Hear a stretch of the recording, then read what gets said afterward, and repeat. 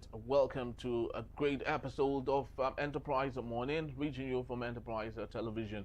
I am Henry Igwebike, and we'll start off today with our newspapers, and right after that will be our main conversation also for today. Do well to be part of what we do. Have a say in what we say. You can always find us when you reach us at enterprisetvnews.com. You may equally like, comment, and follow us on all our social media platforms at Enterprise TV7. Very so honored to have me joining me via Zoom, Emeka Madunagu, journalist, public affairs analyst, to see through all that we have today. Good morning, Emeka, and welcome to Enterprise Morning today. Good morning. Good morning. My pleasure. Thank you so very much for the time. So let's kickstart today with the newspapers that we have. We have 4 newspapers. I just hope that the time would permit us to go through so many of them. But let's start with the Guardian newspaper for today. Road tax scheme stalls after delivering 2.6 trillion naira project. And also below that particular story, we have Oyo government sets Ladoja's coronation for September 26. And also, let's look at other matters here. 7,000 Nigerians stranded in Libya, NITCOM reveals. And also 15% of teen girls are pregnant, mothers, minister laments. Opposition parties reject proposed pay rise for political office holders and their aides. And we equally have other matters here. Manufacturers raw materials stuck at airport for weeks lose anticipated gift from them. Study shows 4.3 million premature deaths yearly from unclean cooking fuel. Emeka, I'd love us to take a look at NITCOM under Abike Dabere Arewa. 7,000 Nigerians stranded in Libya, NITCOM reveals. So what should we do with this information, really? Because they shouldn't just be giving us information, but do the needful. Do you think Abike Dabere has overstayed her welcome in that particular office that she occupies? No, she's, I think, I'm not mistaken, her tenure, her tenure should be ending, not too long from now, So, well, I think she has been busy with, she has been largely busy with, the work she's been given, So, well, if she's, we have issues of migration, illegal migration by Nigerians, So, and I think NITCOM, more than the Ministry of Foreign Affairs, under former President Muhammad Buhari, and then even under this current administration, NITCOM has really, I think they really performed well. She got a second term in 2023. Yes, in 2023, she got a second term, May 2023. So I think, she's, well, she can do better than what she's doing. But the question you need to ask is this. What is the Ministry of Foreign Affairs doing? That is one. 2, why don't we have substantive ambassadors, envoys in the countries with which we have bilateral relations, So that is the thing. You cannot micromanage our foreign affairs like the current administration has been doing, and that is why you see a lot of gaps. You saw look at what is in focus now. 7,000 Nigerians stranded in Libya through illegal migration, But you know that in fairness to her, Abike Dabere has in collaboration with the International Office of Migration and other agencies, she has done a lot in trying to, and also with NEMA, the National Emergency Management Agency, in collaboration. They've been able to bring back, thousands of Nigerians from Libya. But the sad thing is that you still see people who still find their way to Libya, not just Libya, Mali, Burkina Faso, are different places. And when they get there, they get stranded. Recently, some miners who went to Central African Republic to work, she facilitated their repatriation. After they complained about, the inhuman treatment meted to them. So you need to look at the whole picture. That it's not just that the problem has to do with the idea of micromanaging Nigeria's foreign policy through NIDCOM. And that is why a lot of things fall flat on their face. And to now add to it, because of this micromanaging, Abigail Dabiri focuses only on one aspect, mainly one aspect. That is talking about more, how would I call it, the relief side. When there are problems in Nigerians in the diaspora, when they're in trouble, that is where she has focused mainly. Meanwhile, there are more aspects of it. The broader aspect has to do with engaging Nigerians in the diaspora. I mean, people who have brought in more money than we have got for foreign direct investment, year in, year out, for some time. So that actually should even be what she should be engaging with, basically. If we had envoys, if we had ambassadors across the world, they will be in charge of dealing with issues of Nigerians, in distress and all of that. But everything now, she saddled with everything. And you have a foreign minister who is basically there for the optics, seriously underperforming. Thank you. Gradually looking like NIDCOM is just there for crisis de-escalation. That's all what we hear them do. We would have expected a NIDCOM that should be there to promote trade balance between Nigerians and their host countries in other parts of the world, and find a way to work with. Yes, I agree with you. They've not been involved in crisis de-escalation. No, that's not their job. Nigerians in diaspora is different from Nigeria's engagement at bilateral and multilateral levels. That is different. What they have actually been involved in. Who then should be doing the job of the escalation when Nigerians have issues abroad? No. There are two different things. When you say the escalation of crisis abroad involving Nigeria abroad, yeah. It's different from crisis involving Nigerians themselves. So she is engaging issues concerning Nigerians, not Nigeria. Nigeria as a sovereign entity is different from Nigerians. She should actually be engaging Nigerians and issues around them. But that is not the case. Nigerians keep bringing in so much, millions of dollars every year, being repatriated. But that's just about 5% of what they can really do. What are the options you're giving them to invest here? What role are you giving them to play in Nigeria? India, look at India.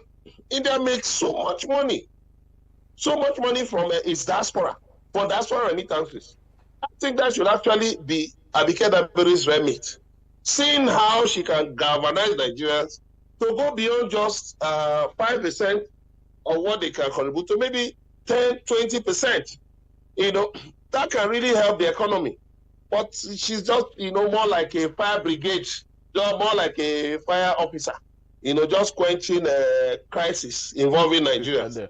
That is seriously underwhelming, because she's being used to micromanage Nigeria's foreign policy instead of appointing ambassadors who should be the first line of engagement. You have now brought somebody who mainly lives in Nigeria, and it's really tiring.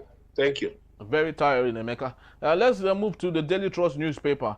We have the big story: wedding guests killing, victims' families kick as suspects get bail. Emeka, I know this is what we have from the Daily Trust, but I'd love us to link it back to the issue in Edo State that involved the killing of a young girl from Auchi Polytechnic by a Dangote truck, and one of her legs is amputated now, and one is just about to be caught yet again.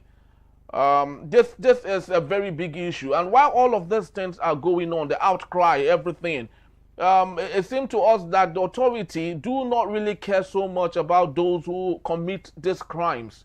Dangote is a notable name. Nobody will love to touch him. He's a sacred calf in Nigeria. How do we deal with this issue where people just commit mayhem recklessly and authority have a way of shielding them?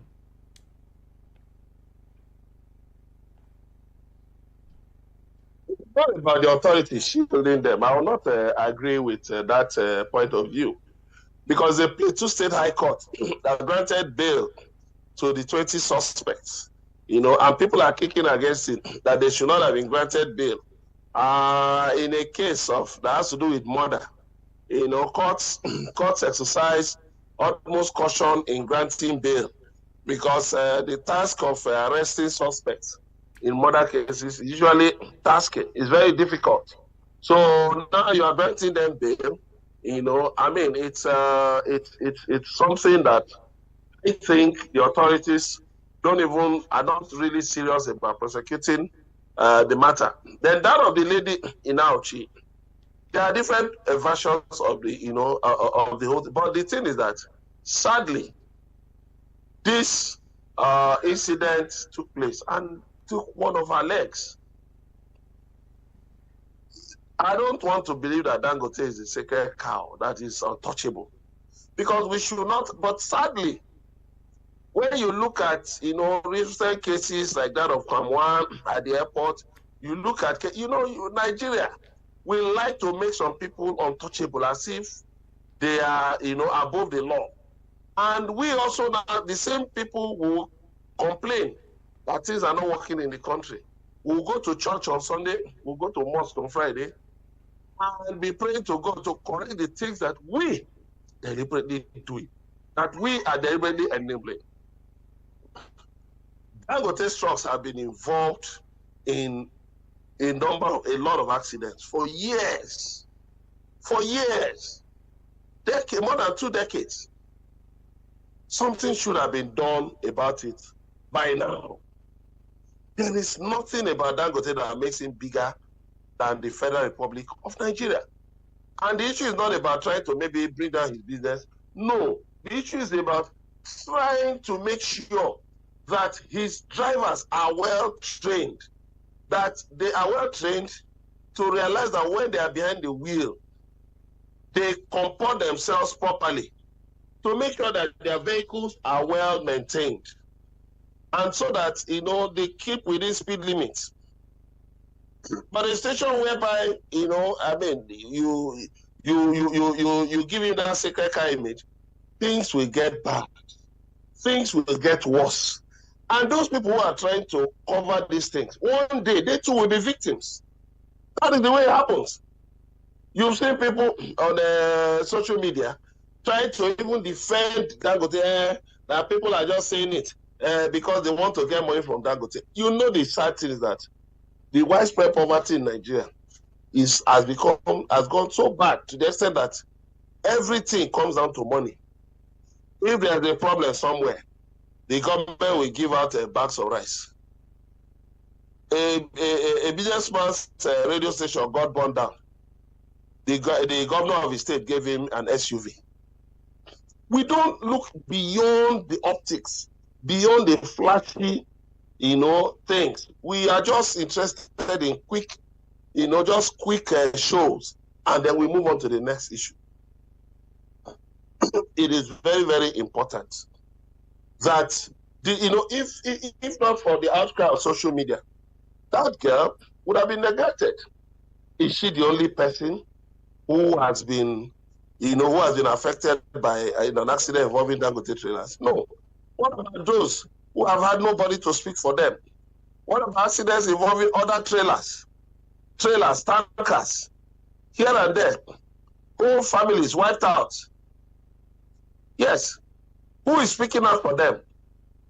But we often forget that we are a part of the society. We are a part of the undermining of the Nigerian state. That is so sad. It has to stop. We must do something about it. There must be a system whereby the Federal Road Safety Commission and other state, state agencies handling traffic, they must be empowered to deal with truck drivers, who count themselves to be above the law. They must be empowered. We must have enough of all this nonsense. But it's Emeka, actually nonsense. Yes, but Emeka, you will agree with me that when Dangote is mentioned, all of these agencies that you did talk about do not really go close, from the road safety to the whatever agency in charge of our roads. Once that truck and it's labeled Dangote is coming, you don't go close because they all feel is the anointed one. And that's the reason lots of the drivers are either young children or do not have driver's license with them, and nobody cares about how roadworthy the drivers are in the first place. So don't you think this is more like the sacred calf thing that I did talk about? Yeah, that's what I'm saying. It should not be. It ought not to be. It ought not to be. Like the saying that if all you have in this life is money, then you are miserable and wretched.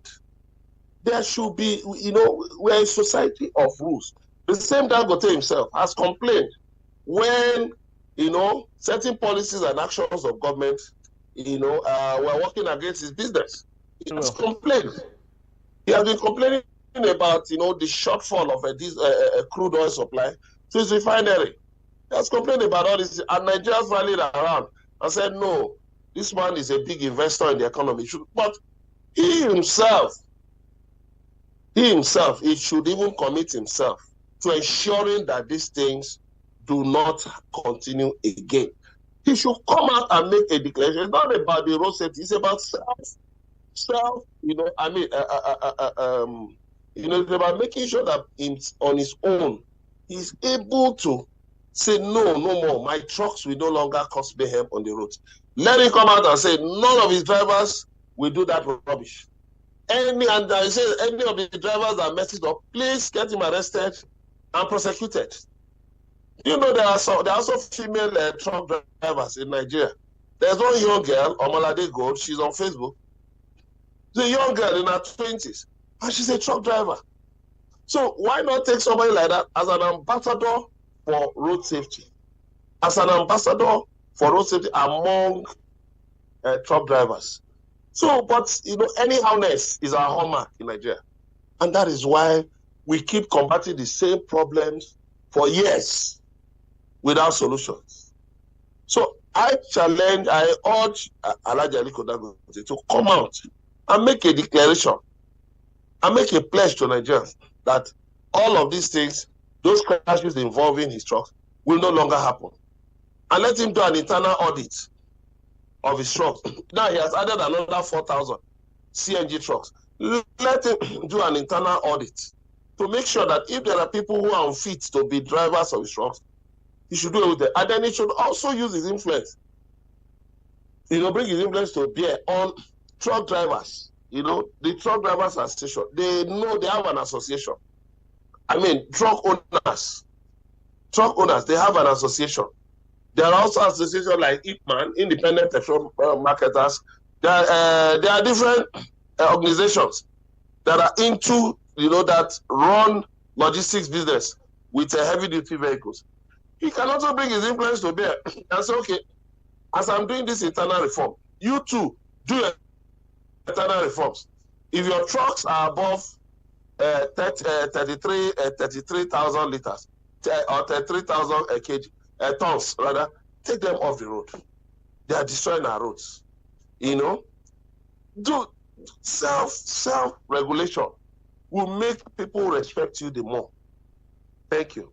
Very well said, Emeka, because all of these things that's happening in Nigeria are equally getting to his many friends, his fellow billionaires in different countries around the world who would be watching and seeing some of these things. I just wonder how he would maybe have this conversation with them anytime they get to ask him questions. That is it true that your trucks commit so much mayhem and kill people in your country? Only God would know what he would say. when such questions get asked, and the answers he would give. But Emeka, let's go to Anambra for a bit just before we call it a wrap for this particular segment. Assault on NYSC member, Soludo sacks vigilante operatives. A viral video that had gone everywhere.